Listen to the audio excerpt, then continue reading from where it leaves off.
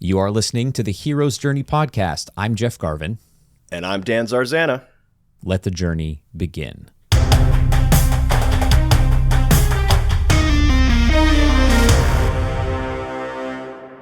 Hi, everyone, and welcome to the Hero's Journey podcast, where we discuss your favorite stories through the lens of Joseph Campbell's monomyth, as well as Christopher Vogler's modern cinema-focused adaptation as presented in his book, The Writer's Journey. 2024 is the year of the dragon, and since Jeff and I were both born in 76, also a year of the dragon, this particular wedge of the Chinese zodiac wheel has some special significance for us.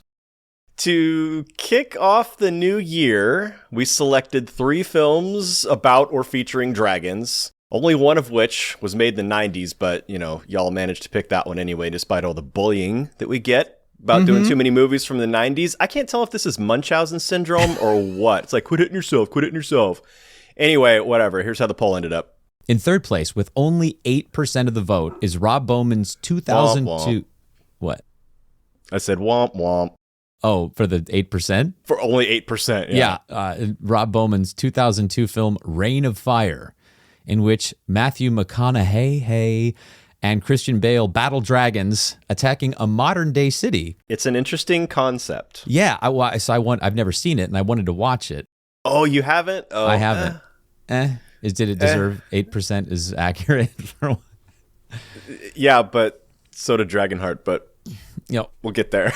That was my bad. Second place with 38% of the vote went to Dungeons & Dragons Honor Among Thieves, the first film that we all saw in a theater post-COVID lockdown.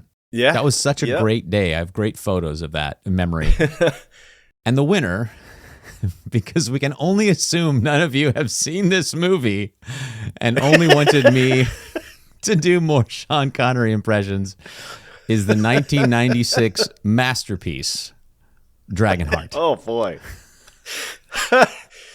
DragonHeart swooped into theaters May 31st, 1996, as we were finishing our sophomore year at university. It was the penultimate film I saw in theaters before I shipped off to Fort Knox for my ROTC Oh my God. OCS training camp. Did you lose the will to live? Is that why you decided to go? The film opened at number 3 in the box office rankings behind Mission Impossible and Twister, and earned $115 million against its $57 million budget. Most of that was overseas audiences. That's preposterous. DragonHeart, by the way, I had never seen this film before this episode, and I was very excited. And oh dear, my thoughts as watching it were like, I wish sorry. I wish I had seen it, because I thought maybe I'd have fond memories of it, and it might slip into the Robin Hood, Prince of Thieves nostalgia. But after hearing you say how much it sucked, I thought, okay, well, maybe it sucked legitimately. How did you not see this? I mean, Connery's in it, and you're a Connery disciple. How did this one pass you by? I was recovering from 2 breakups at that point, and it was kind of a messy, dark time. So, well, this movie wouldn't have helped you get out of that dark time any faster, so it's probably best. DragonHeart was directed by Rob Cohen 5 years before he gave us his most well-known and objectively awesome film, The Fast and the Furious. Okay, Dan clearly wrote the intro script. Yeah, the only movie Dan loves more than Silverado or something, I guess. We should have a poll where it's just Dan's favorite movies, and then you'll have to die because you'll have to choose between Fast and the Furious and Silverado, and then we'll never do the other one on this podcast.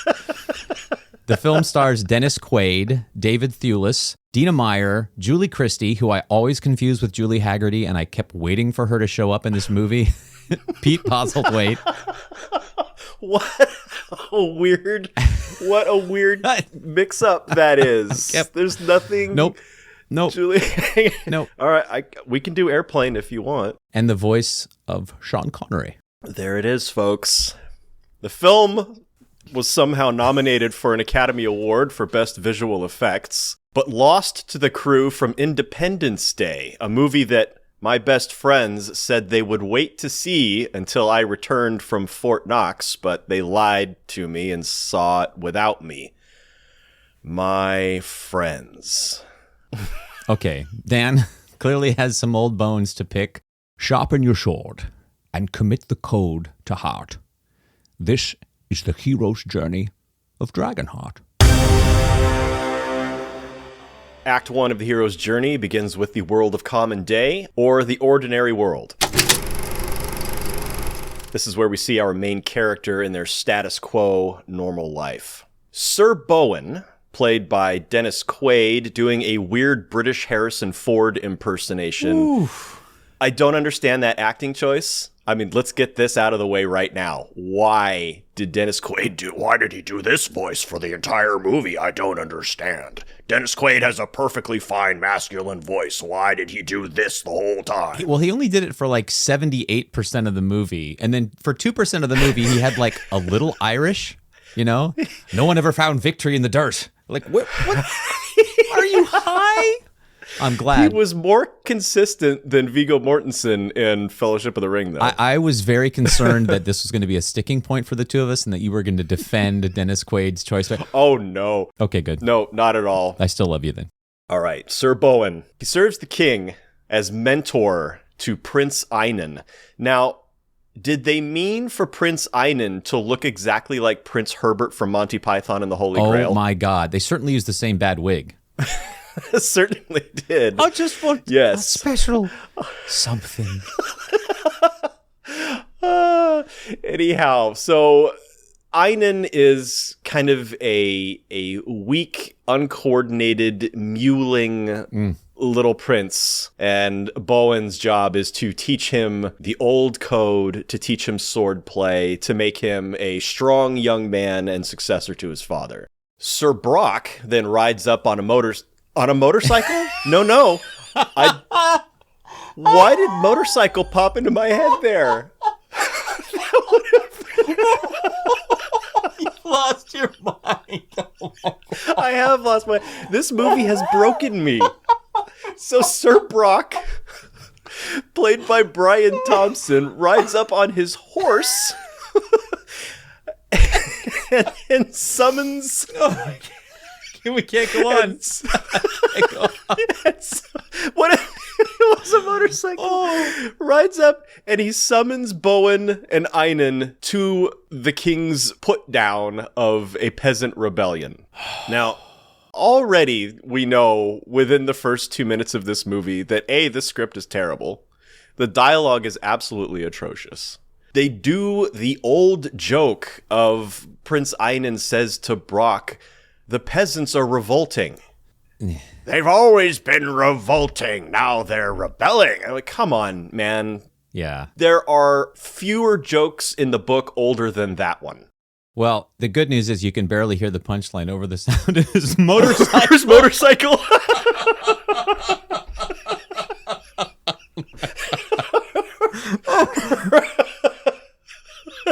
This is falling apart. We haven't had anything to drink. I promise. I'm redlining. Oh, this is going to be all distorted. The whole. Oh my god. Okay. We got to get it. We got to get it together. Yeah. We're not even through the opening here. I have a lot of Sean Connery to do. Let's get it going. Bowen and Einan arrive at the battlefield. The king and the king's soldiers are just slaughtering peasants left and right. And Bowen tells Einan, "When you're king, remember the difference between battle and butchery. And remember the old code, and you'll be a greater king than your father." And Einan replies, "Yes, I will be greater." So already we're seeing Einan's ambition, even though it doesn't match his ability. I will say there are some surprising good performances in this movie that I really enjoyed. And the actor who plays young Einan, I really like, because in that shot where he says... Lee Oaks, I think? Yeah. In that shot where he says, "I will be greater," he turns his face away so that Bowen can't see him. And you're like, oh, his kid's like kind of a creepy jerk. King Frayne is tricked into an ambush and the peasants kill him. As Einan crouches over his dead father's corpse, instead of really mourning him, he immediately takes the crown for himself. Yeah. Now, King Frayne comes to real quick, grabs his son's arm, and Einan jerks away and says, "Die, it's mine." Ooh. Again, more ambition from Einan. Then a young peasant stumbles out of a burning building, collides with Einan, knocking Einan into a spike that just impales his heart. Yeah, it's like this rack of either loaves of bread or pottery or wheels of cheese. I can't really tell which. I replayed this 9 times.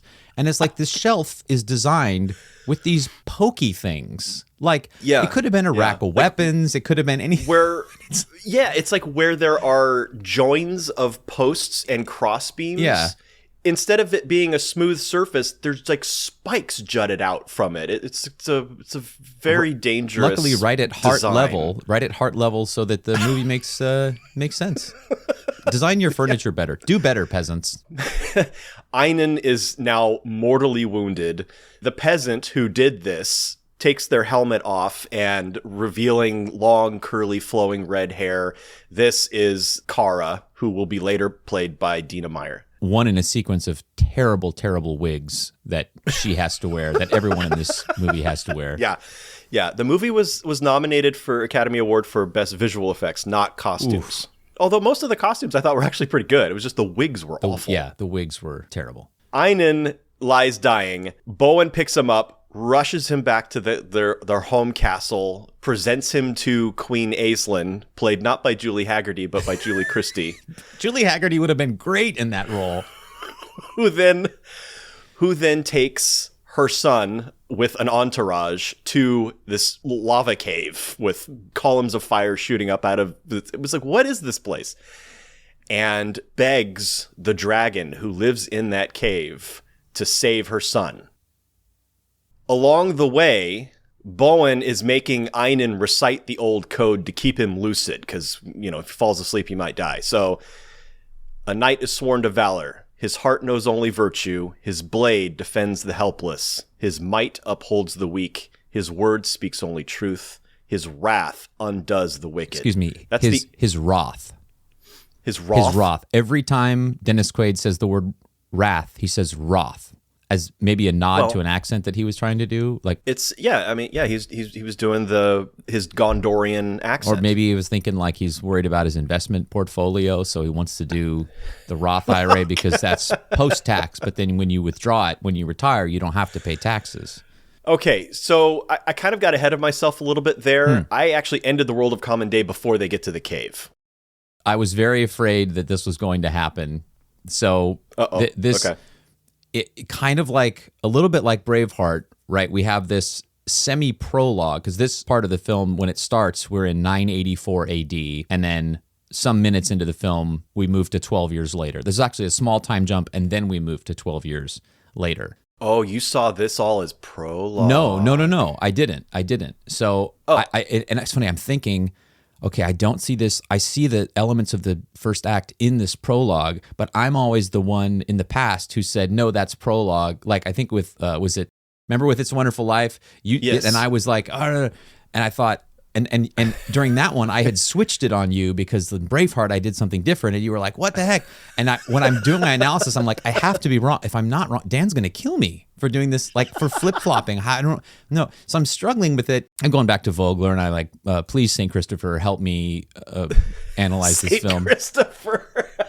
Because, Bowen is like a pure hero, and then he's a reluctant hero for most of the film. And I was like, so I went back to what's the inciting incident here? And so I had Call to Adventure as young Einan getting poked with the pokey thing.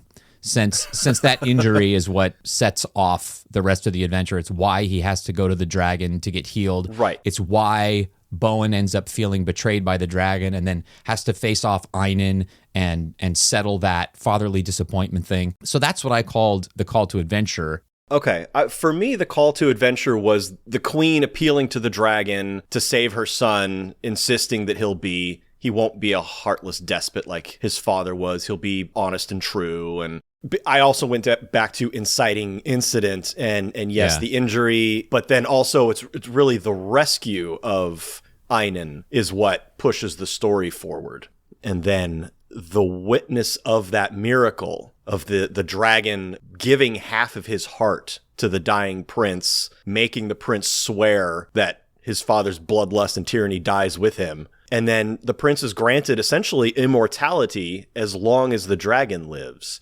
And upon witnessing that miracle, Bowen pledges his sword in service to the dragon. And the dragon says, just constantly remind the new king of his oath to me. That's all I want from you. And that was the call. Yeah, I wavered between that line being the call, where the dragon says, remind him of his oath. But I almost put this whole prologue as World of Common Day for a lot of reasons. One of them being Bowen's a completely different character 12 years later when we start what I started with Act 2. He's embittered. He's now a reluctant hero. And so I was really confused by what exactly his quest was to take care. But then when the ordeal comes around, it starts to connect. So anyway, we'll move forward. Okay, so that was your call to adventure. So what did you have for refusal? So refusal of the call. Confronted with fear of the unknown, the call to adventure is refused either directly by the hero or sometimes external forces push the hero back. I struggled with refusal, honestly, but what I came up with was this. So the dragon has saved Einan. Einan has sworn to be an honest king and not be a tyrannical despot like his father was. Yeah. Sworn this to the dragon. Yeah. And as Einan is being ferried home by his soldiers on a stretcher, he pledges to rebuild the ruined fortress beneath which the dragon lives. And Sir Brock tells Einan, well, it's going to take a lot of men to rebuild such a ruin. And Einan, again, in another one of those looks toward the audience that, in this case, Brock doesn't see, he simply says, yes, it will. And it's not like a, yes, but we're going to do it. We're going to band together. It's a, immediately, he's like, I'm going to enslave people. I'm going to drive them to death to rebuild this fortress. You know that in Einan's, really in the actor's performance, you see Einan has no intent on upholding his oath. And so Bowen, who just said, I pledge to remind Einan daily of his oath to you, Sir Dragon, he's going to have a hard time of it now. Yeah, that's exactly what it is. This is refusal from without. Got it. Interesting. And that culminates in, we do, like you said, a little bit of a time jump forward. Einan is healthy now, and he is overseeing these slaves, I guess at a quarry. They seem to be collecting rock to build the new fortress. A rebel leader has been captured. Einan orders his eyes to be burned out with a hot poker, but Bowen arrives, frees the rebel leader, and then tackles Einan and says, you've been bewitched. Remember the code. Have you forgotten everything I taught you? And then he embraces Einan. Now here's a moment that I don't think worked quite, but he embraces Einan like forehead to forehead. And it's clear, not from filmmaking or performance, but from what we're told, that Bowen loves Einan almost like a son and wants him to succeed. And this is breaking his heart, seeing Einan slip toward the dark side like his father did. Yeah. That was the last moment of refusal of the call for me. That moment of performance from Dennis Quaid I actually liked. But the opening sequence, which is a desperate ripoff of The Princess Bride, where they're like dueling in this sort of rocky hilltop thing, the swordplay looked terrible to me. I know he like trained with a martial artist, and the swordplay looked like, I'm going to block your fake sword, and then you block my fake sword. Well, the whole time, his teaching method is like humiliation and making fun of him, and I'm going to sit down and show you what a badass I am. He slaps him one time, like a teasing slap, kicks his ass in the dirt. I'm like, this is not an affectionate he's humiliating this kid over and over. I saw no love or affection. And if he did love, and if he did love Einan, I didn't see any reason why he would, unless he was a fool. Einan is a sniveling tyrant to be from frame one. Yes. So I agree. That did not work. I didn't understand how that relationship was supposed to be. Like, we didn't see Einan turn. He was just a, humiliated, bullied jerk. And Dennis Quaid's character, Bowen, was doing most of the bullying. It was terrible. Okay, back to the structure of the film. Okay, so since my call was different, what I saw as refusal is after Einan gets mortally wounded, Brock returns to the keep and tells Queen Ainslinn that her husband is dead. And they bring in the mewling princeling. And Ainslinn shoos everyone out of the room but Bowen. And Bowen says, Well, first of all, Ainsland says, don't apologize. It's the king's own tyranny that brought her son to this point.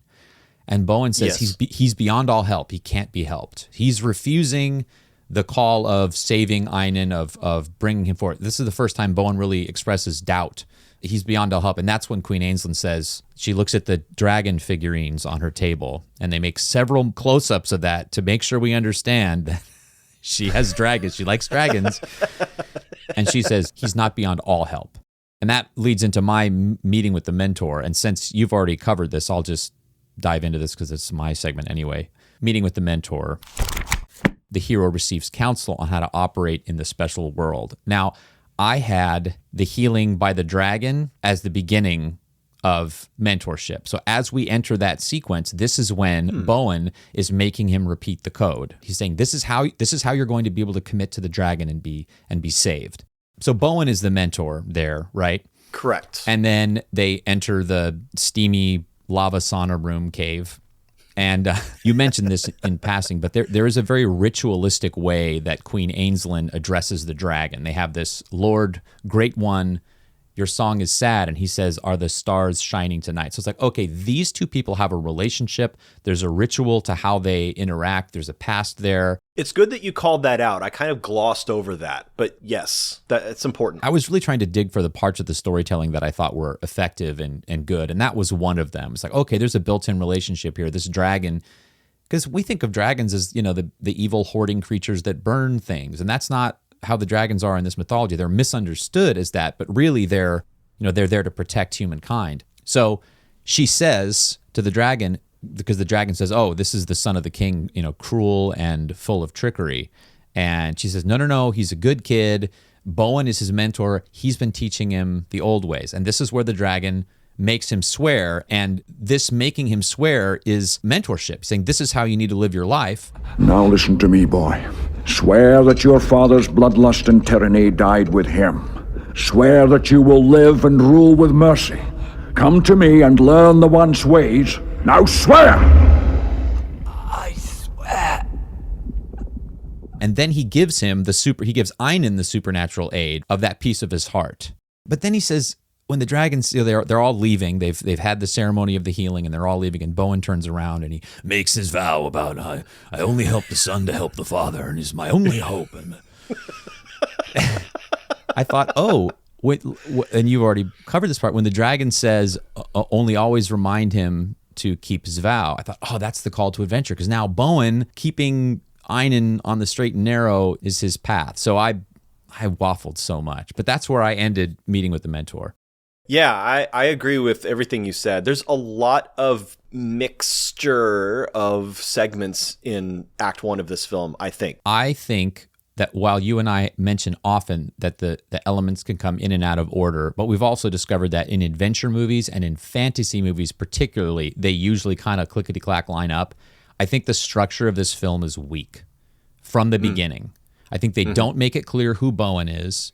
Einan is really the only character that's clear from the beginning. So I think that was one of the reasons why it was hard to relate to Bowen, because I didn't understand why he felt so betrayed, because the kid was rotten from the beginning. And then he's supposed to, he's so about this code, and then he gets one disappointment and the code goes out the window. So I didn't have any sympathy or admiration of Bowen. I think that that was part of the sort of the broken setup of this film to me. Yeah. So I'm not surprised that we're bumping on this first act.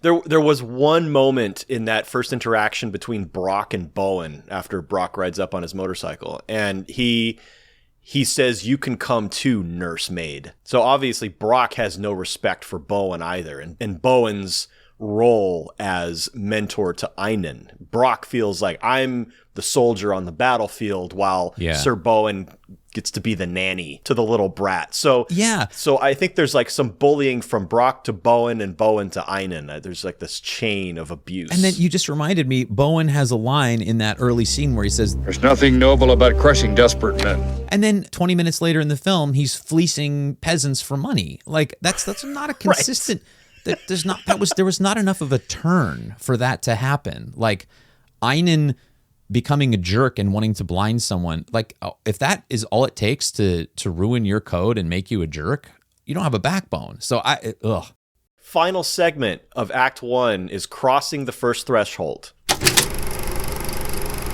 The hero passes a barrier to enter the special world. This crossing represents the hero's commitment to taking on the adventure. Bowen, after this fracas at the quarry where he has to rescue the rebel leader and set him free, Bowen charges into the dragon's lair. Dragon!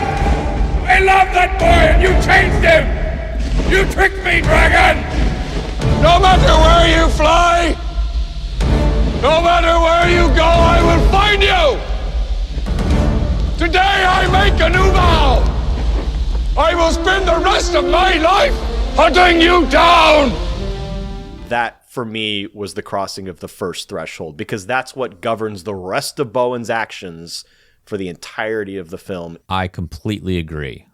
Well, we're going to take a break. Head over to the Campbell Cafe for some side quests.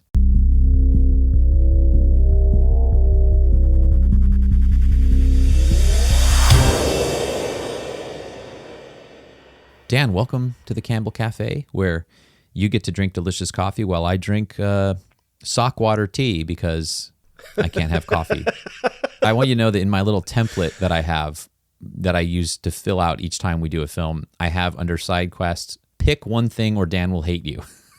Because we used to do a side quest thing that was like 40 minutes long, and now we're supposed to only we're only supposed to pick one thing.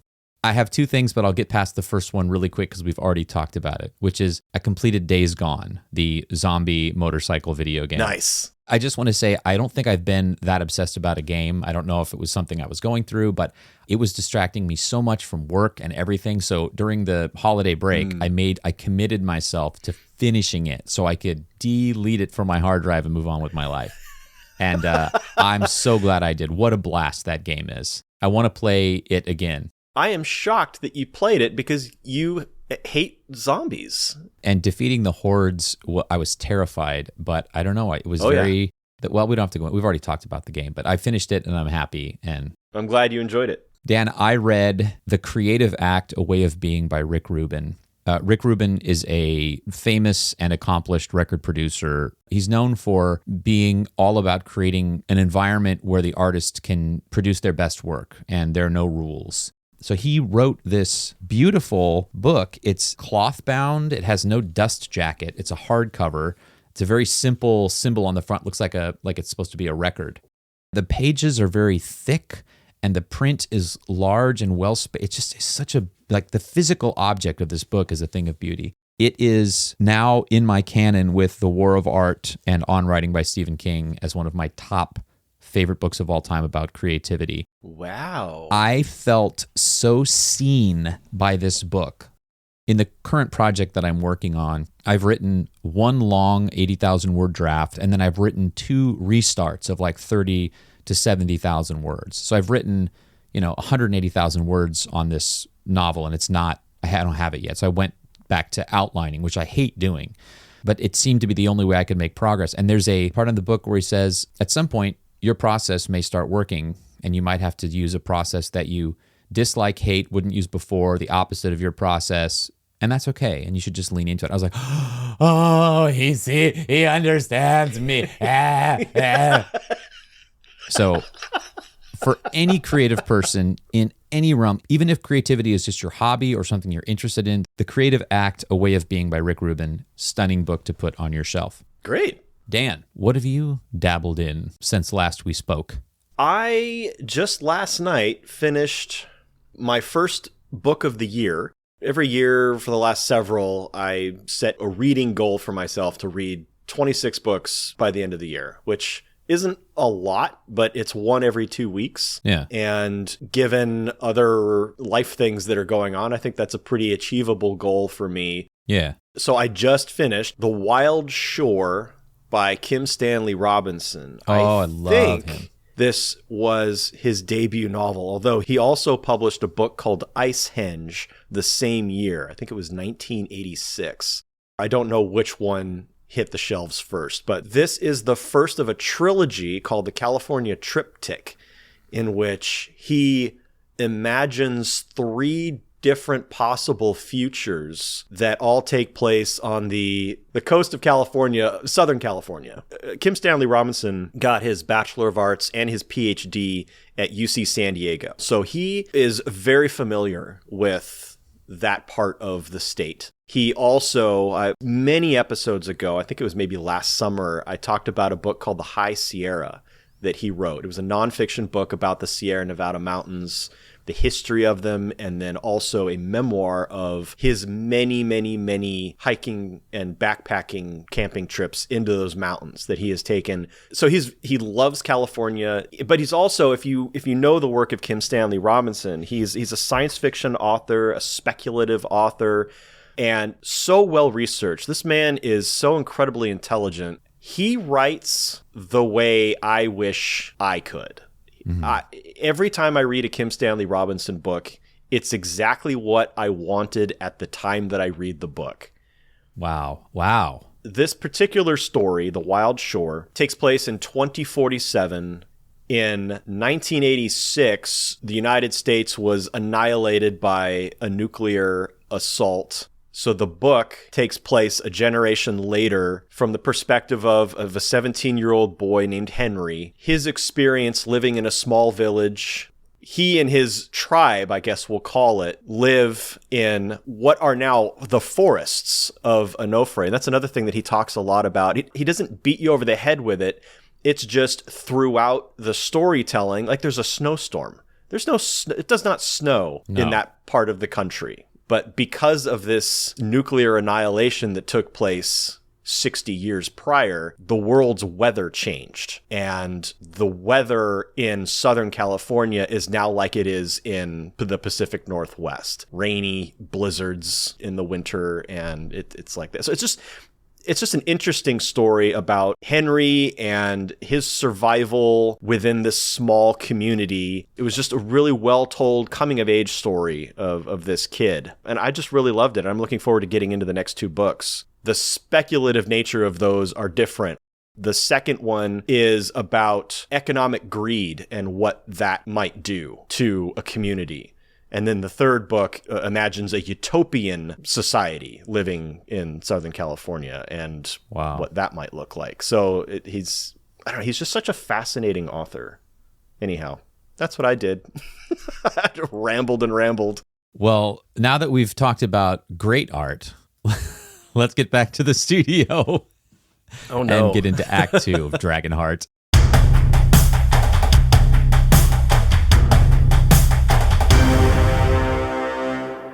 Act 2 of the hero's journey begins with tests, allies, enemies, the road of trials. Now, in the special world, our hero makes allies, meets enemies, and must pass a series of tests to prove their worthiness. On the ally side, we've got Kara, although he calls her Carol at one point. That's the way the wretched world is, Carol. Played by Dina Meyer, making her second appearance on the podcast after playing Dizzy in Stormship Trap. Wow. That's right. Just start over. No. Starship Troopers. Yeah.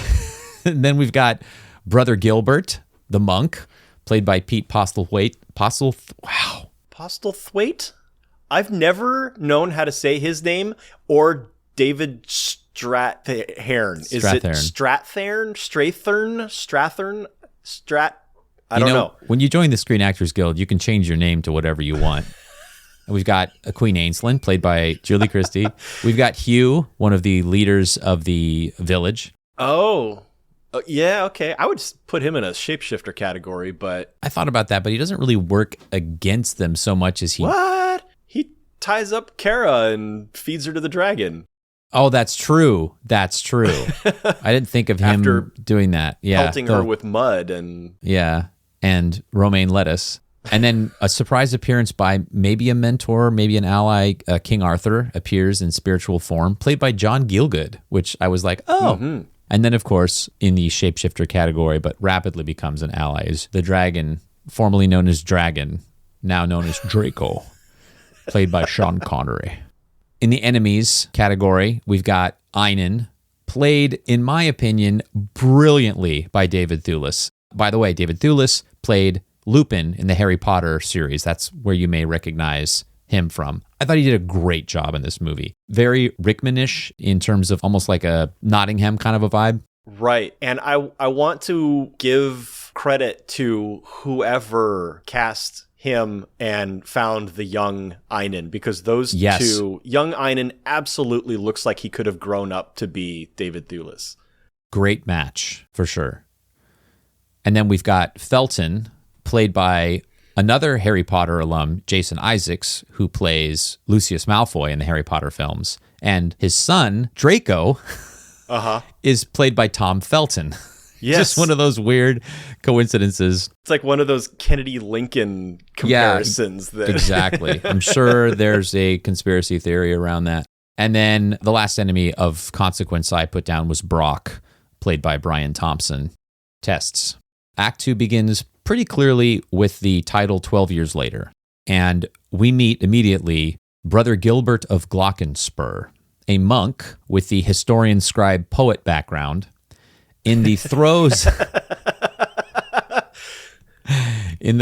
of composition as he rides up on his donkey Merlin. Avalon, oh Avalon, for you I quest each day, the resting place of Arthur and the old code of his way. And he's riding on his donkey. Pete Postlethwaite took what otherwise would have been a very Jar Jar Binks role and made it great. I think he's great in this movie. I think he saves a lot of almost impossible to play slapstick stuff that otherwise would have been just unwatchable. I think that Pete Postlethwaite's comedy is the only comedy in this film that works. Yes, absolutely agree. The rest of the comedy is unmotivated. This guy is passionate, and his blind passion and the things he stumbles over to get to it are what is funny. It's honest, funny stuff. Yeah, he's the best part of this movie for me. Yeah, I agree. Honestly. So something spooks his donkey and it throws him off, and he's in the middle of composing a very bad poem, and he gets to a very terrible line, and the donkey gets split, and everyone's a critic. He takes the donkey kicking him off as a response to his poetry. And then we see the peasants in the field through which he's riding panic and start to run, and the shadow of a dragon passes overhead. Bowen rides up, asks which way the dragon went, takes off after him over the hill, and then we see like hay flying up, and we hear sounds, and then it's like the cinematic version of a cartoon when a cartoon dog and cat get into a fight and all you see is the dust cloud, and every now and then a leg will stick out and an arm will stick out. And yes, taking all of the tension of dragon fighting out of it. It's just completely ridiculous. Anyway, he comes over the hill. He's victorious. The monk is thrilled and praises him, and up rides Felton to congratulate Bowen and express the king's gratitude. And Bowen's like, F that, give me the gold. Yep. And Felton calls him foreign riffraff, a way of excusing his lack of accent, and rides off. Bowen turns to leave, but Brother Gilbert announces that he's on a pilgrimage and that he'll ride along. Okay, so I guess fighting that first dragon is a test. A test of his honor fails when Felton tries to treat him like a knight and he wants money. Your honor has a price, Sir Knight? It has expenses. But we gain an ally in Brother Gilbert because Brother Gilbert is impressed by his skills. Now, Felton returns to the newly rebuilt fortress to join now adult king Einan. Then down at the quarry, we meet a grown-up red-headed Kara. She's bringing water to her father, whom apparently King Einan did manage to blind after that first attempt that was stopped by Bowen, because he's blind in both eyes now. Yeah, and that's another part of the story that confused me. I thought, well, what happened to him? Did he just get blind? Because 12 years have passed. Did he just get blind by age? Or what happened? His eyes are clouded over. Yeah. You would think that if he'd been hot pokered, that there would be significant scarring and that the eyes would probably not even be there. It would be like Robin Hood, Prince of Thieves. Yeah. When the steward of Robin of Locksley's castle, the same thing happens. Yeah. His eyes are gouged out with pokers. He has no eyes in his ocular cavities. So you would think that would be the same story. So she's bringing water to her father, who's mysteriously blind. But before he can take a drink, Einan rides up and shoots an arrow and knocks the drinking vessel out of his hands. And when Kara appeals to his mercy, Einan shoots her father in the heart. Yep. And in an echo of something he said earlier in the same situation where he was going to blind her father, he says, "I've always said death should be a release, not a punishment." As they ride away, Kara looks off and she's clenching her fist, and it's clear that revenge is on the menu. Yeah, her father was wearing a leather strap around his, like a headband. Oh, that's what it is. And she's like wrapping that around her fist, like a boxer's hand wrap. The next test is a face-off with Draco. Bowen is hunting down a dragon, and he approaches a waterfall, and Brother Gilbert turns up and says he's writing the Ballad of Bowen. And he perches on this rock to compose the poem, and he stabs his quill into the rock. I'm like, why are you stabbing your quill into the rock? I don't understand. Does it get the ink flowing or what? But he stabs his quill into the rock a couple times, and the rock twitches and opens an eye, and we realize it's actually a dragon. And it throws him off, and again, his physical comedy is great. It throws him off and escapes into the waterfall. And then, a moment later, this carcass comes flying out through the curtain of water, and the dragon within bellows, "That's all that left of the last dragon slayer who tangled with me. If I were you, I'd quit while I was ahead." And cut to Gilbert holding the skull. It's like, oh my God, the peasants were revolting joke isn't bad enough. You have to do the quit while you're ahead joke. This is the moment where all believability broke down for me. Okay, I get it that dragons can talk. Okay, I get it that you've been hunting the same dragon. If you met a dragon with a voice as distinctive as Sean Connery's, and then you spend the rest of your 12 years hunting dragons, and then you meet another dragon who sounds that distinct, and you don't immediately recognize it's the same dragon who you swore to kill, I'm out. That's ridiculous. You would immediately know it's the same dragon. There would be no surprise. They would have had to establish another dragon, also voiced by Sean Connery, yeah, so that Bowen thinks all dragons sound like that. Right. That's and the only way it makes sense. Absolutely. And they didn't, and it's a giant, gaping, unbelievable hole in what is already a stumbling movie. Anyway. Maybe it's because Bowen's accent is so confused that he assumes everyone talks in a weird way inconsistently, and that at some given point, any dragon might accidentally sound like Sean Connery.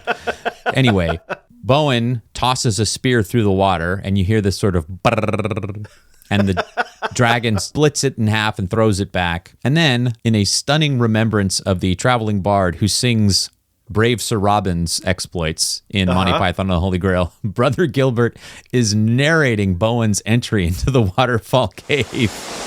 Into the mouth of death he strode, into the cringy gloom, into the pit of fear unknown, perhaps to court his doom. That was good. What did I say? What did I say? Again, the only comedy that works. Yes, absolutely.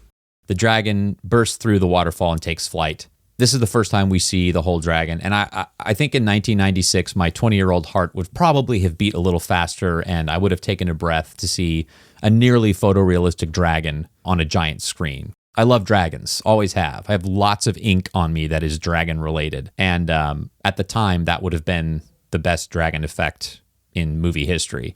Watching it now, and I'll get to this in the tidbits, but it looked worse than the Jurassic Park dinosaurs to me. It did not look as realistic. So the following sequence is silly and kind of fun, but again, takes all the believability and tension out of the movie, which is he's chasing the dragon. He manages to get this bolo contraption and capture the dragon's leg, and then the dragon drags him by it through the forest, and he's hitting trees. Oh, again and again.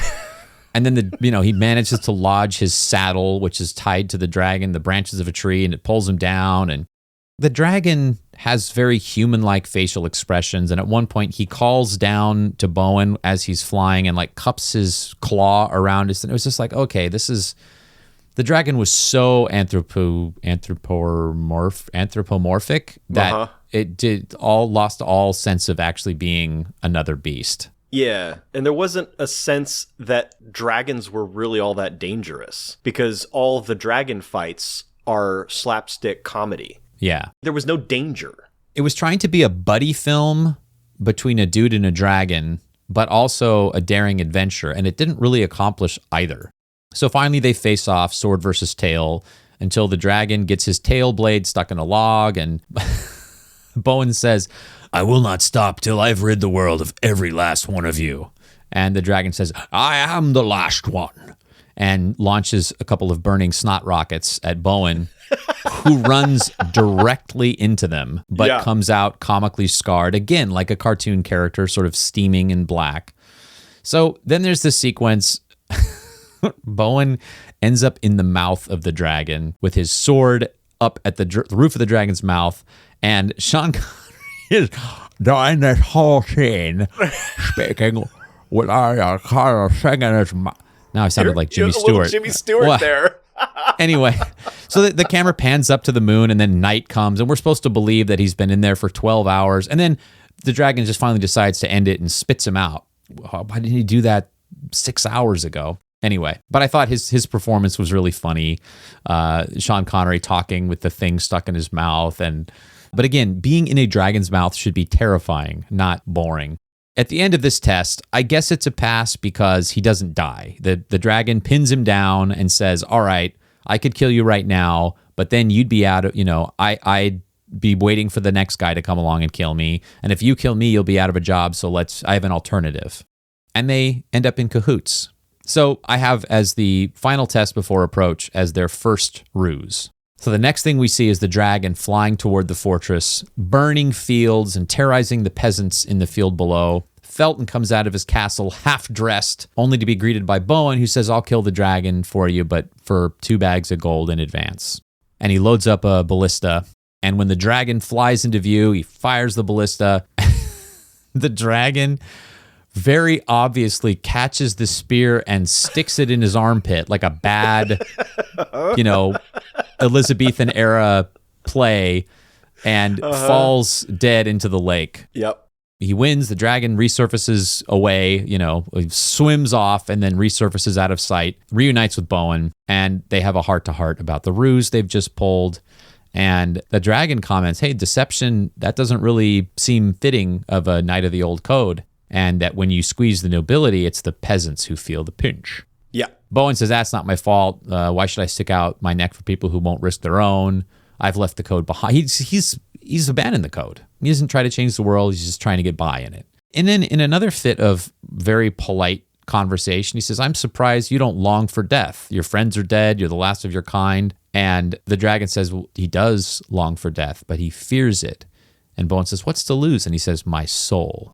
Okay, so the dragon's worried about his soul. Interesting. And we know what's already occurred, but we don't quite understand why his soul would be at risk because we don't know what we find out later. That's where I drew end of tests. Oh, okay.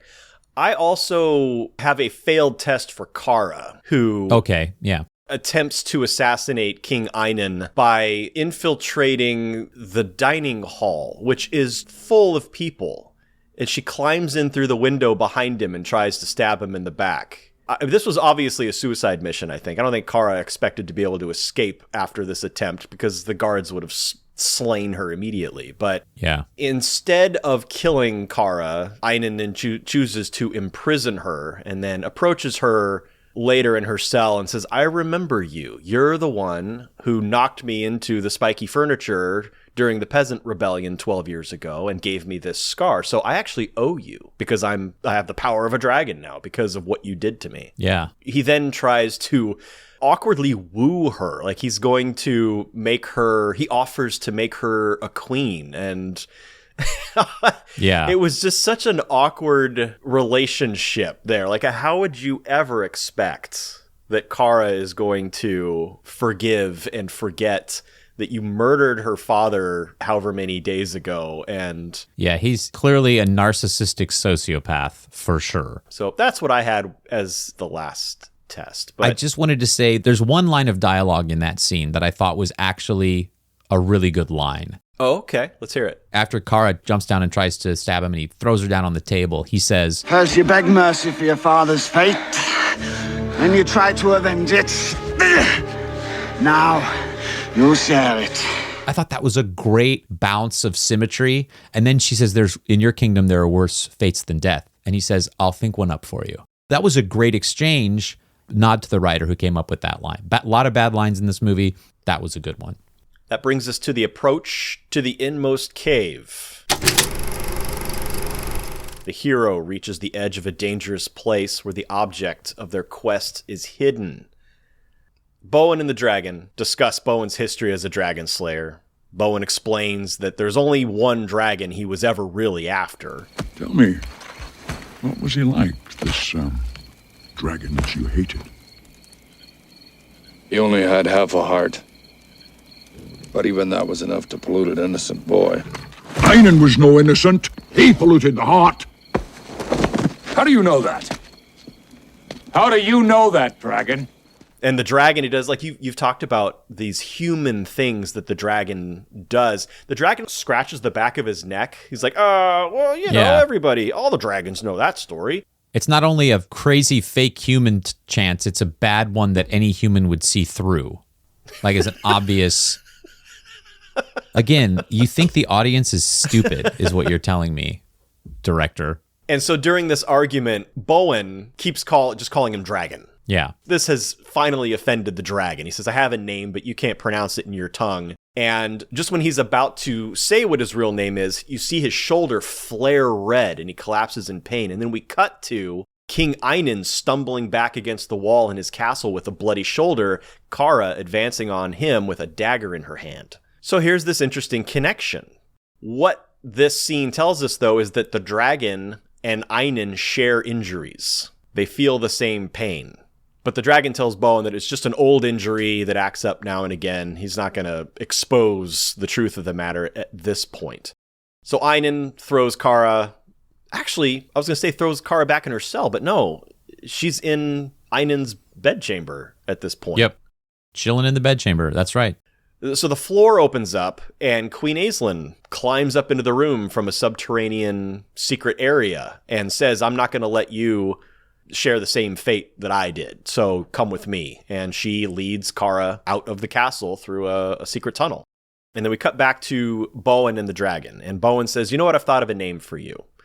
And he looks up at the stars, and he sees the dragon constellation called Draco in the scholar tongue. And he says, that's what I'm going to call you. So instead of calling me dragon in your tongue, you'll call me dragon in some other tongue. You're right. It's silly. No. No, I would be honored to be named after those stars. I truly would. The next day, the grift begins to fall apart. Kara, who is now free, is trying to drum up support for another peasant rebellion. Draco attacks this village that Kara is in, and Bowen offers to get rid of the dragon for pay. Kara questions Bowen's integrity, but he convinces the villagers to offer Kara up as a sacrifice to the dragon. He's like, dragons love maiden sacrifices. So they tie her to a pole, and Bowen says, go eat her or something. I don't know, improvise, make something up. And so another Draco, thing I didn't believe. I like this guy who was tender with, now he's going to let some girl die. Like, that's... Yeah. I don't believe that at all. Yeah, so the dragon, who apparently is more honorable than the Knight of the Old Code, flies down, plucks Kara up, and then takes her to the waterfall hideout. And that is where he is serenading her as she relaxes on a rock by the river as Bowen rides up. And he's like, where the heck were you? You left me in a lurch. Yeah. Then the dragon suddenly ducks into the waterfall and says he's coming. Bowen turns to look and he sees King Einan and his entourage riding up on horseback. That was the end of the approach to the inmost cave. And it's kind of appropriate that it actually takes place at their cave hideout. I agree. That's the end of the approach. I just wanted to, as long as we're kicking this movie while it's down. Oh. When Bowen rides up, Kara pulls a knife on him, and she's doing this sort of pantomime of not knowing what to do with the knife. Like, she's sort of holding it up and pretending to stab, and it's clearly she's play acting. There's no actual fear on her face. And I'm like, this woman just jumped off of a staircase onto a banquet table to try and kill somebody. She knows her way around a knife better than that. And I just thought, again, this is the flimsy, bad comedy. Nobody understood the tone of this movie while they were in it. Yeah. This leads us to Ordeal. The hero faces the ultimate test, often risking death to overcome their worst fear, sometimes actually appearing to die. Einan Felton and their crew right up to the bank of this riverbed. Well, it can't be. What it is? My old mentor still giving carving lessons. And they begin to duel in the water.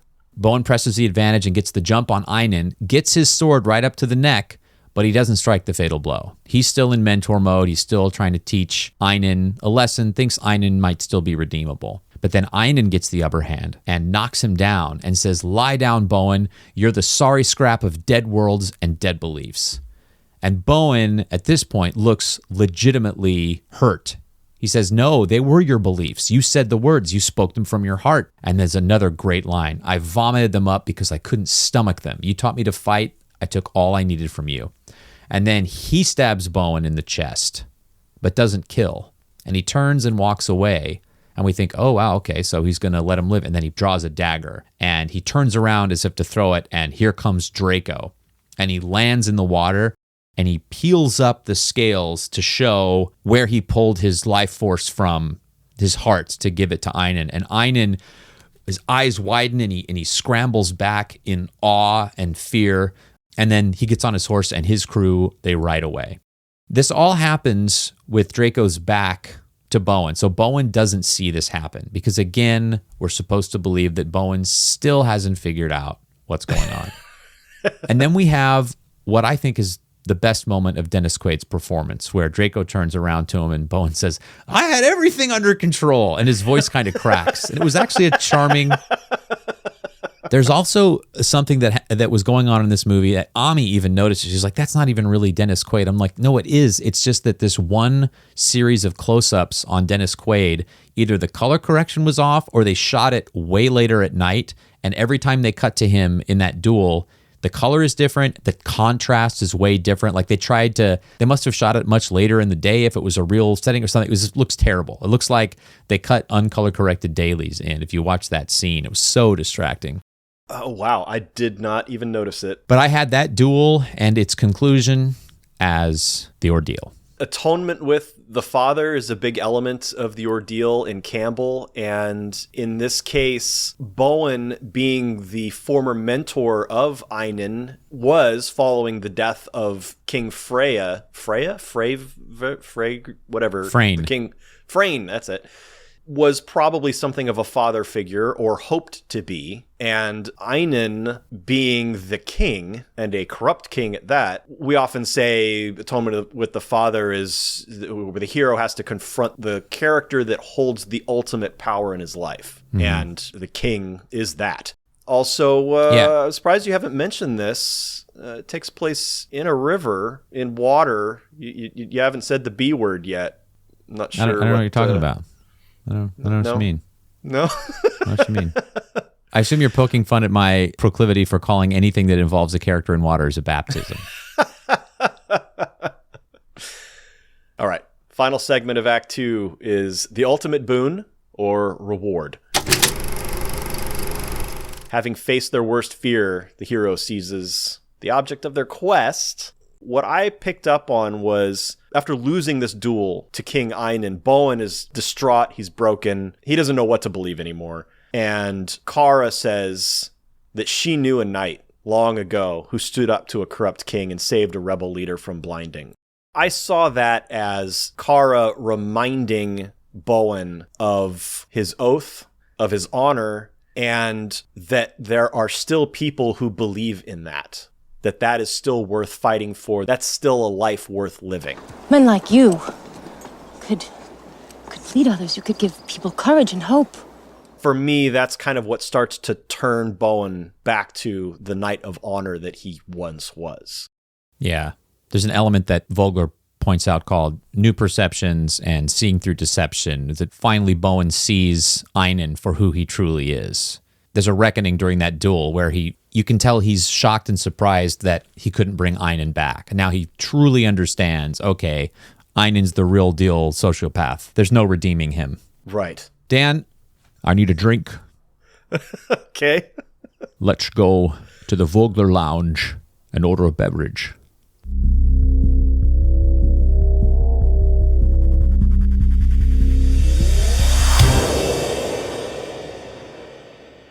Jeff, before we take one more step on this journey today, I want to thank 2 new patrons that have helped us get this far.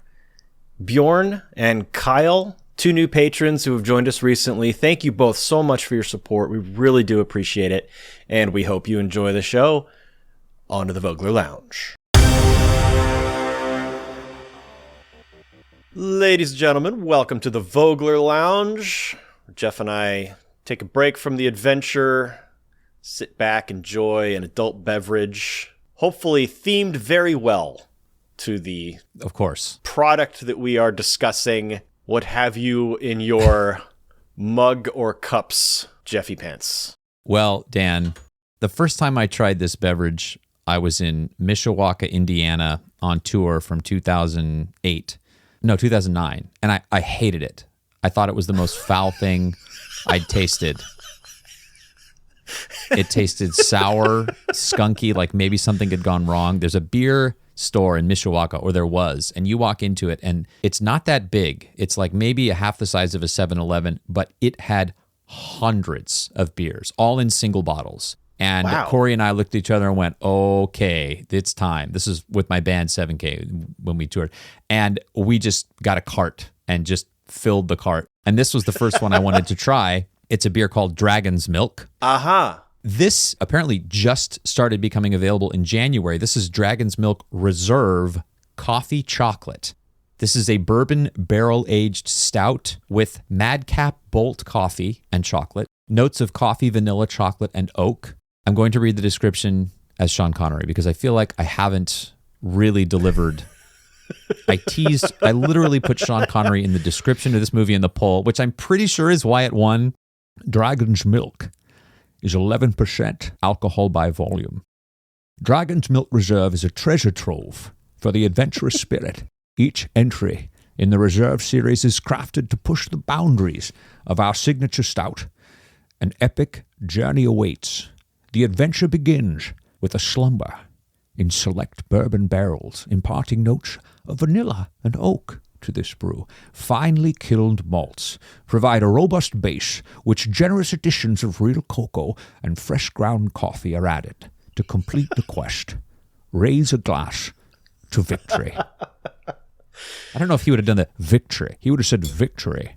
Victory. Very well done. It comes in a 12-ounce bottle. This was bottled on December 19, 2022, which also happens to be my 15th wedding anniversary. Here we go. Not a very hissy open. I'm drinking it from my, as I did in the Lord of the Rings episode, my glass Dragonstein. Here we go. Pouring it. Don't dump it on your keyboard. I've been practicing. Okay, this is dark, completely opaque. I can barely see any light through it. It's like the color of very, very dark Coca-Cola. Extremely thin head. I poured this well, and there is barely any head on this. I do not see a lot of bubbles. This will not be a heavily carbonated experience.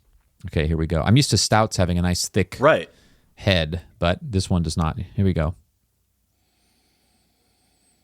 Okay, so I smell a little coffee.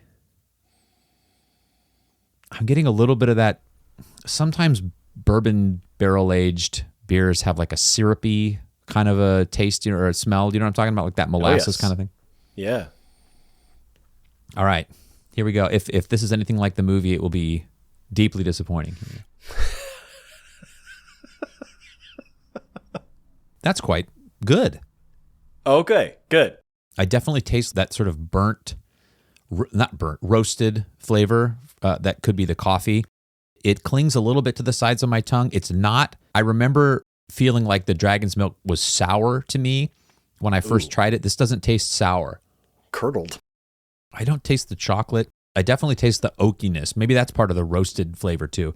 Could be. I think this is actually quite good. I mean, it's 11%, which is about twice as strong as a off-the-shelf Pilsner. So I'm going to try to drink it slowly, but Dragon's Milk Reserve Coffee Chocolate. I recommend it. I found it at a store called Bevmo, Beverages and More. All manner of elixirs.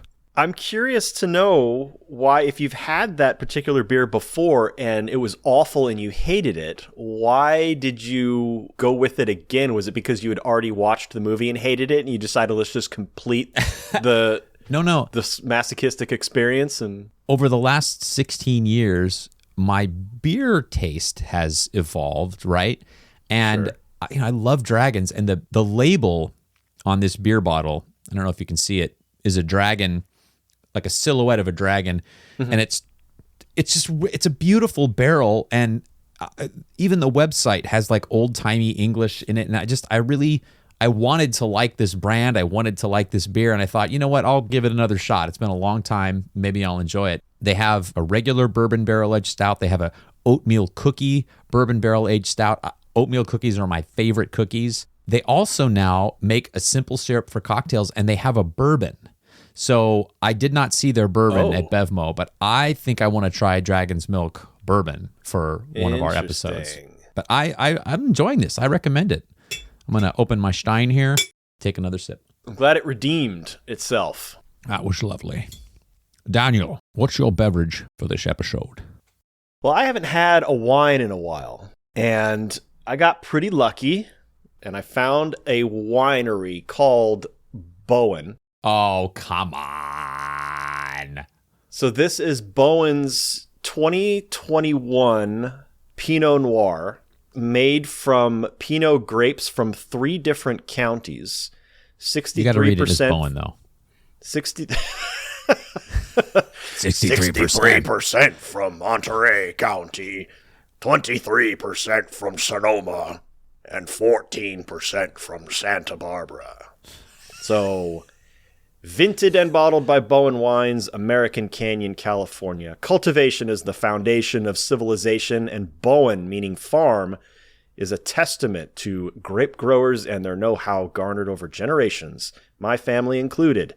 Our farming up and down the coast of California is reflected in our wine and the 3 coastal expressions built upon each other for a perfect Pinot Noir.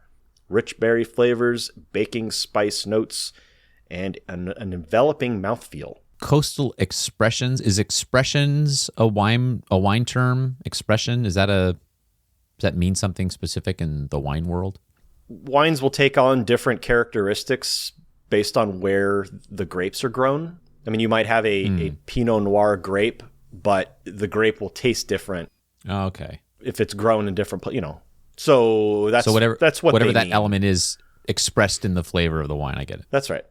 I also have I'm pouring this from my Dragon wine topper. I love that. Some Pinot Noirs are very light in color. This one is not. This is completely opaque, even when held up to the light. So, smells purple. Does it smell like wine? It's got real earthy scent that I like. I'm already enjoying the nose on this. Earthy, not sweet? Yeah, I get the berry. So there's the sweetness. No sweetness on the nose, but definitely sweetness on the tongue. Not picking up really any baking spice notes that they mentioned, but this is a very nice Pinot. I like it. It doesn't seem very acidic, but it's making me salivate. So I don't know if I'm just liking it that much that my mouth is responding in that way. But usually an acidic wine makes you salivate. But this one doesn't feel very acidic. It doesn't have that rough acid burn that you sometimes get. This was just a real smooth, nice, berry, earthy or woody nose. This is good. I'm chewing it like you like to make fun of me for. I love watching you do that. When I do that, I can't, like, the wine comes out of my mouth. Like, I can't, like, not have enough air in my mouth to spit. You squirt out. I don't know how to get that. A little leather now. Ooh. On my second sip, a little bit of leather. That's interesting. That sounds pretty really complex. Nice. Have you ever considered working in the wine industry? Every time you describe a wine, I want to drink it. I have, but I feel like my palate isn't as sophisticated enough. I've been drinking wine a long time, and I don't feel like I'm any better at identifying notes. Well, if I might, one of the things that makes No Games for Old Men so appealing is that you're not trying to compete as some elite gamer that's going to play everything on God mode. And I think that your descriptions of wine are very unpretentious and accessible. Whatever your judgment about your own tasting palate, it makes me want to drink the wine, which is the only thing that matters in sales. And in my wine buying experience, I often feel like I must not be good enough to drink the wine when I've been to wineries and people say, "Oh, this is a this and a that and that." I'm like, Yeah, that, okay. I have that feeling a lot as well. But if I came across you at a tasting room with your humility and your honesty and your passion, and you were to say, "Hey, this kind of tastes like this," you might sense some of that. I'd be like, "Oh yeah, I want that. Drink that." And honestly, half that stuff is bullshit anyway. And I'm sure there's the guys who have been trained and are 90 years old and live in Italy or whatever. Like, no, I can smell this. Yeah, you. No one tastes. No one. Whatever. Get out of here. I like the way you do it. I want to go to the Dan Winery. All right. Well, I'm going to enjoy. I'm glad we're both have beverages we enjoy because Act 3 of this movie is going to take some alcohol to make it. Oh, no. Oh, no. Let's get back to the studio.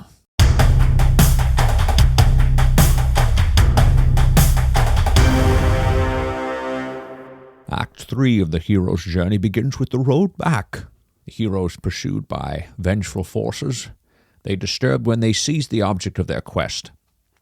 So, their next ruse goes south. In the village, Bowen is collecting money from the leader of this sort of Viking-ish kind of barbarian-looking guy, and Akara runs in and screams, "Wait, this man is a fraud! This knight is no dragon slayer!" But then Brother Gilbert shows up and says, "You're mistaken, my child. He's the greatest dragon hunter there is. I've seen him kill almost 2 dragons." Brother Gilbert is so honest. I love him. And then Kara says, "Don't you see he's in league with the dragon?"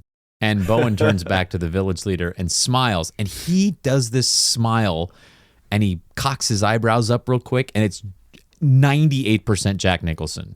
Absolutely a Jack Nicholson moment. Oh, yeah. I've seen that often enough on Dennis Quaid's face that to me that's just a Dennis Quaid. He's very expressive in his eyes and his smile. Yes, I also have seen that expression before, but every time it reminds me of Jack Nicholson. There must be some genetic code that has that eyebrow moment in it. They go through with the ruse, but when Draco fakes his death and falls into the lake, it turns out it's more of a puddle, and it barely covers his back spines. And Bowen's like, "Sink, sink." And Draco's, "It doesn't go any deeper." But the villagers buy it. But then they start chanting meat, meat, meat, and they take up arms and start toward Draco, who's like, "I'm not going to be meat," and he gets up and escapes. And then the villagers turn around and turn their weapons toward Bowen and begin to chant meat. So Bowen gets on his horse and he scoops up Kara and Gilbert, and they try to escape, but they are surrounded. And then Bowen tries to give the money back. He throws the gold back like, "Hey, it's, no dragon, no money," but they still want the meat. And then Draco returns and picks them all up. And of course, Gilbert, who doesn't know the dragon is harmless, is terrified.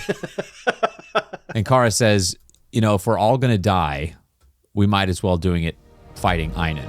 So Draco carries them to another sort of ruin. Draco, what unholy place is this? Unholy. This is Avalon, the resting place of King Arthur himself. This is the place Gilbert has been questing to get to. And Gilbert says to Bowen that this is a divine omen. And Bowen says, "Omens don't win battles, and neither will you." And then he goes after Kara and says, "Your villagers are brave enough to throw romaine lettuce at young girls, but they're not going to start a revolution." And Kara says it has to start somewhere. And then Draco goes into this explanation that kind of explains why he helped Einan and his purpose and his fear, why he fears death. So Draco explains that long ago, an ancient dragon gathered up his kin and made them vow to watch over man and protect him. And then when he died, the night became alive with this constellation Draco, and that dragon ascended and he created the dragon's heaven. But dragons don't go to heaven unless they earn it. which was why Draco shared his heart with Einon. He thought he was watching over mankind and this would get him into heaven.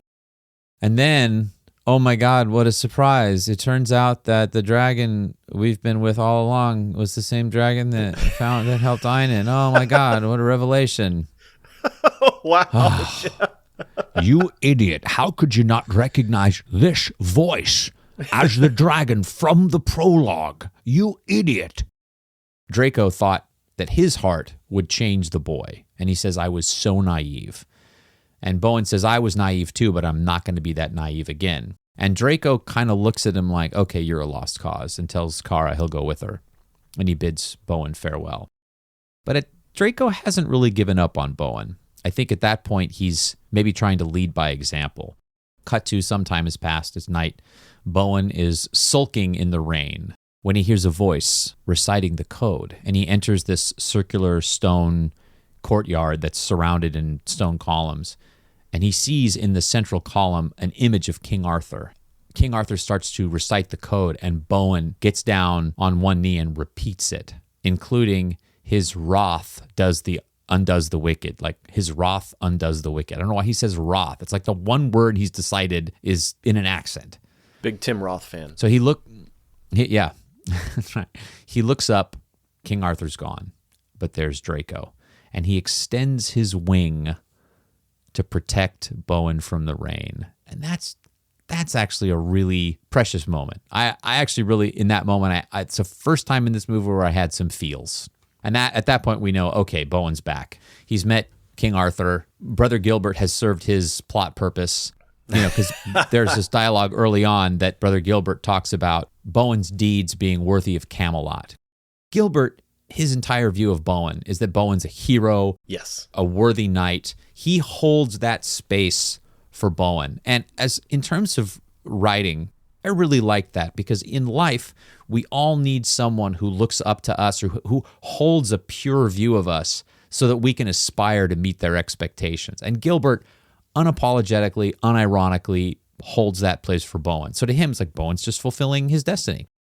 Now we're back at the village, and Kara is trying to persuade Hugh to join the rebellion, but he's having none of it. You want us to follow you and a priest against Einon? Yes. To hell more like. But this time we can win. You don't understand. I don't want to understand.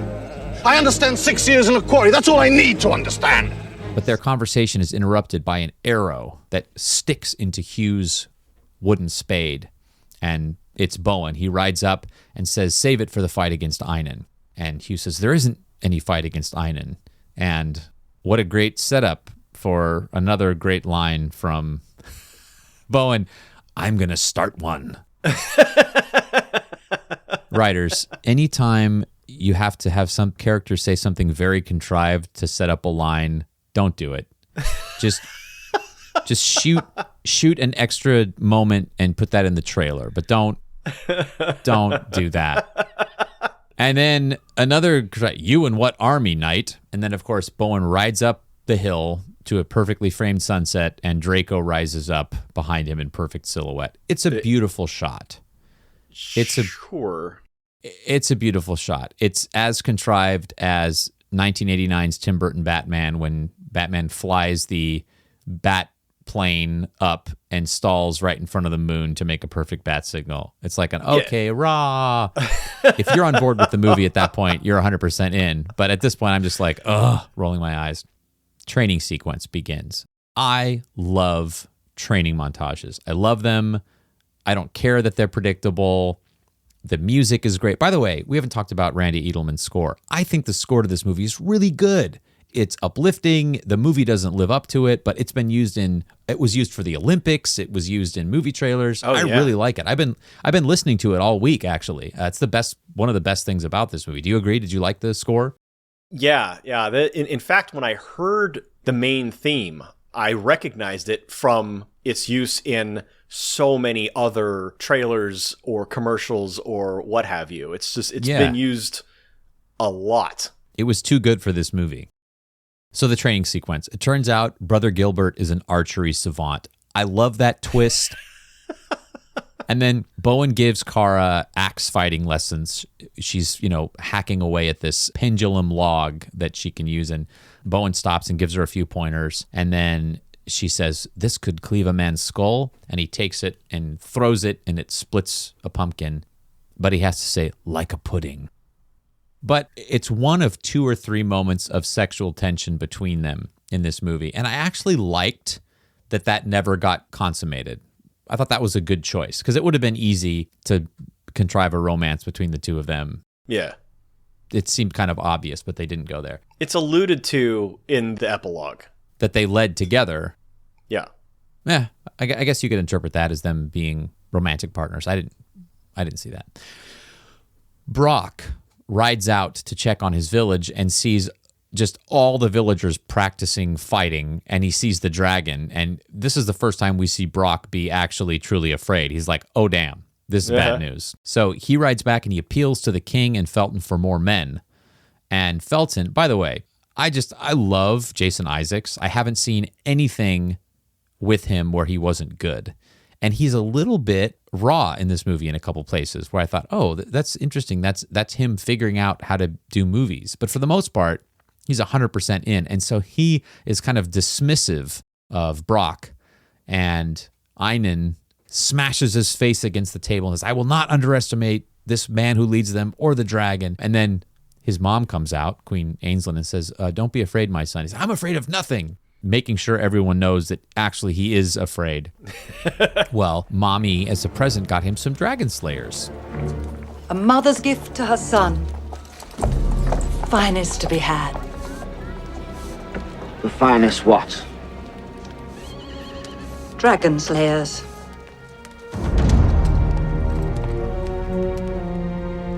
Back on the hilltop in the sunset, Draco asks Bowen, what do you see when you look down at the camp? And Bowen says, hope.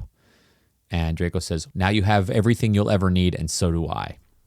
And of course, we think, well, I don't think I was clear yet that Draco knew he was going to sacrifice himself. Maybe I was foolish, but that's clearly what he intends here. This is a goodbye. So you see, this is your future, and that's my future. So Einan looks over the wall of his castle and he sees the villagers emerging from the woods, led by Bowen with a brand new shiny dragon shield. Nice upgrade. You've leveled up. You get new equipment. Right. And Einan just wants to ride out and meet them, and Felton holds him back. He's like, come on, they can't get into this castle. Let's just wait. They'll be hungry and tired by nightfall, and we'll just, the siege will fail. But it's almost moot because Draco comes and does a flyby and burninates part of the castle.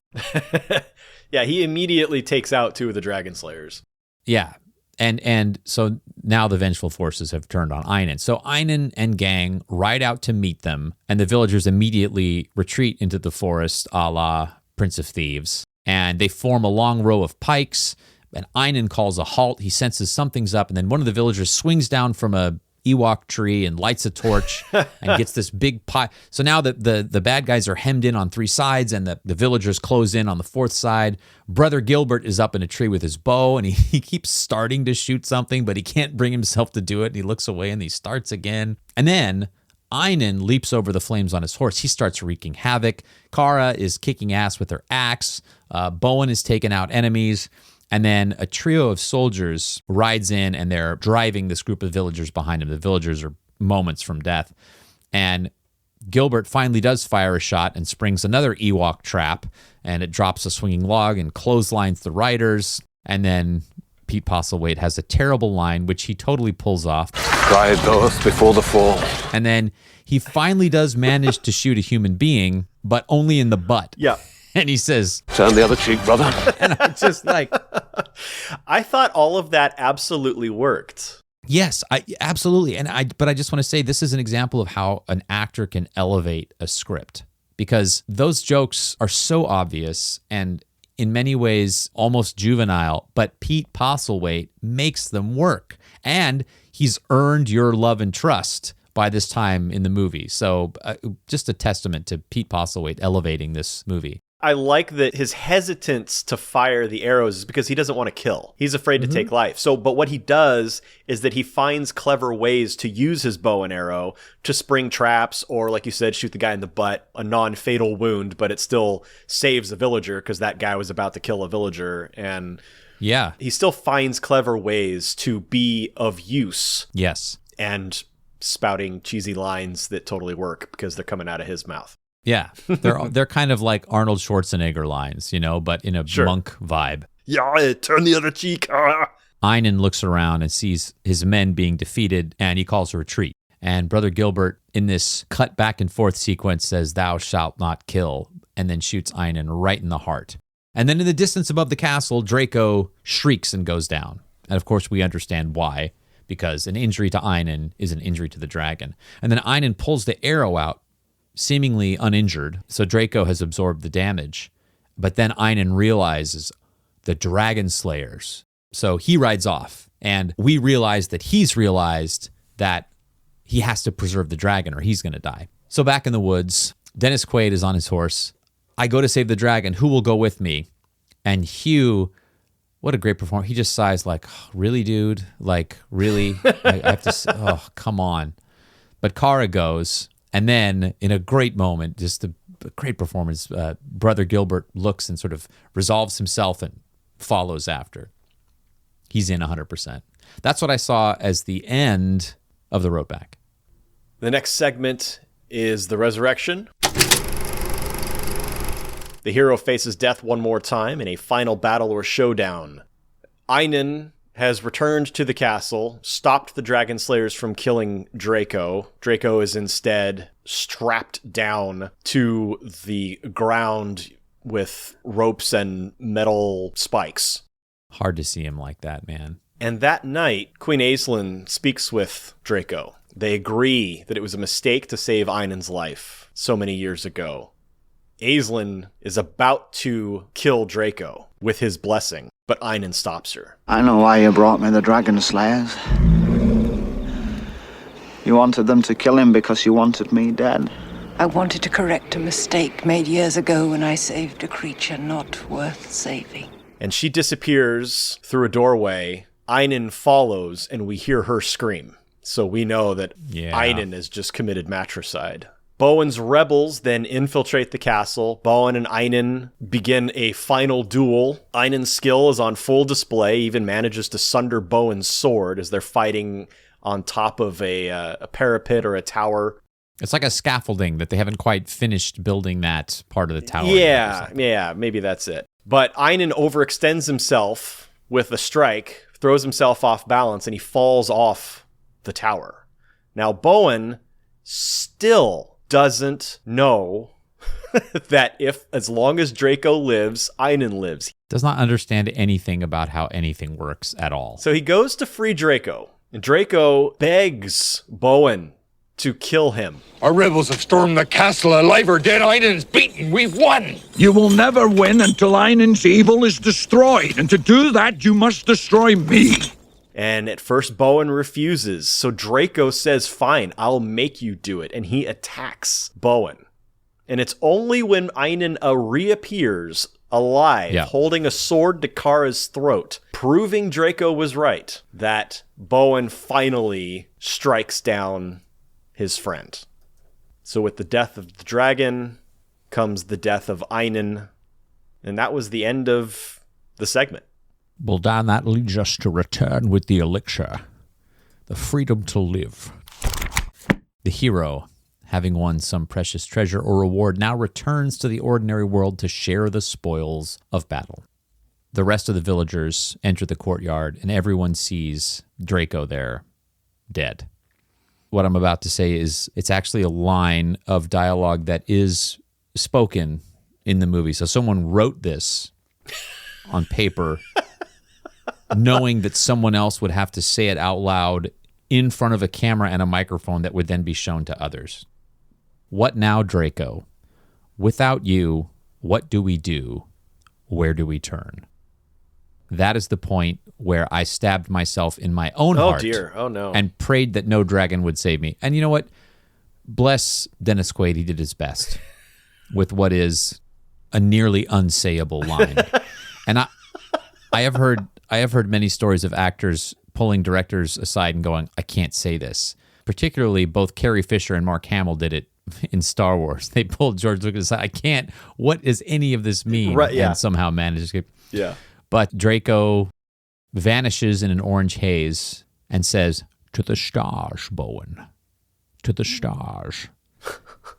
And the haze drifts into the sky, becomes a ball of fire, and then the stars of the constellation Draco merge with it and then explode in a million points of light reflected in Bowen's eyes and form a new version of the constellation with one shining orange star. You've set up the whole constellation thing. He went to dragon heaven. I get it. He's the last of the dragons, so now the constellation is... This is an explanation of why there are no more dragons anymore and how that constellation... Okay, got it.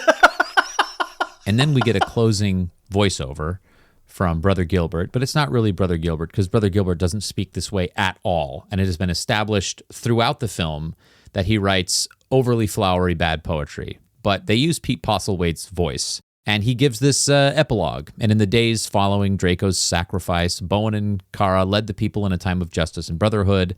As I remember it now, those were golden years warmed by an unworldly light. Okay. Unworldly means naive or detached from awareness of what is reality. What he meant was otherworldly. So the writers, in the very last line of the movie, shanked themselves. God, you had one job. And when things became the most difficult, Draco's star shone more brightly for all of us who knew where to look. All right, if the movie was taking itself seriously as a comedy, that would have been a crappy poem read by Pete Postlethwaite. It would have brought us a laugh because he's great. But instead, unworldly light. God. But Brother Gilbert, he improved his writing skills over the years. This is a story he's written years later. So he's developed as a writer. No? As someone developed as a writer. I'm not going to fight for that as much as I fought for Viggo Mortensen's accent in Lord of the Rings. And for that, I think we're all grateful. Well, Dan, that was quite an adventure. I'm sorry that we had to sit through it. We almost always love the movies we cover on this podcast. So every now and then, it's fun to watch a movie that reminds you of how hard it is to make a good movie. That's a great point. Nobody sets out to make a bad movie. Everybody on this production did their best with the resources they had. And I think it's important, even with movies that fail, to remember that. There are hundreds of people who spent months trying to make a really good adventure movie, and it just didn't work out this time.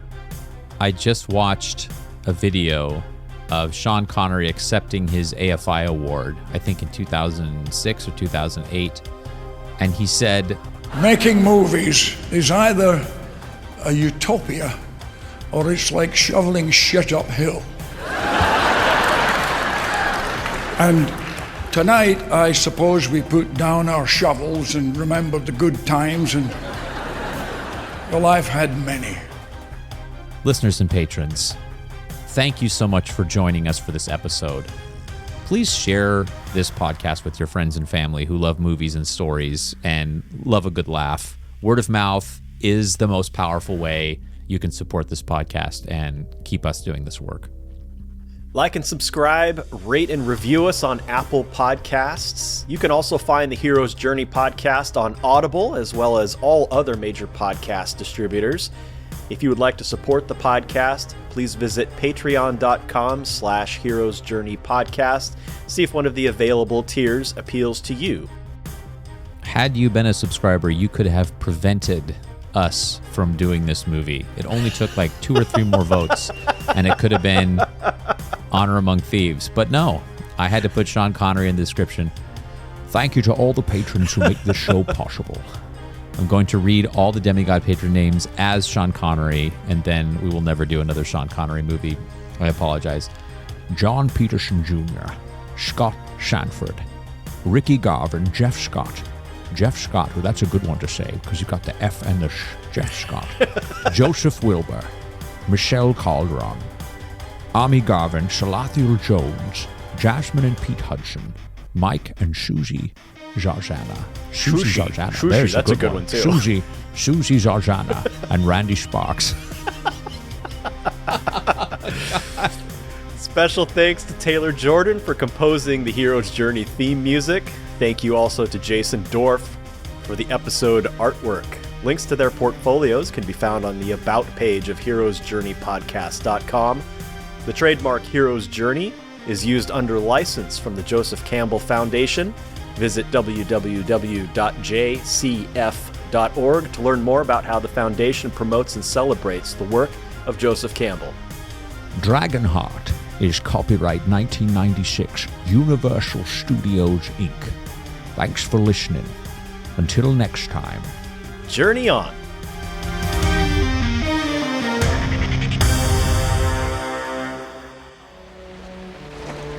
I had everything under control.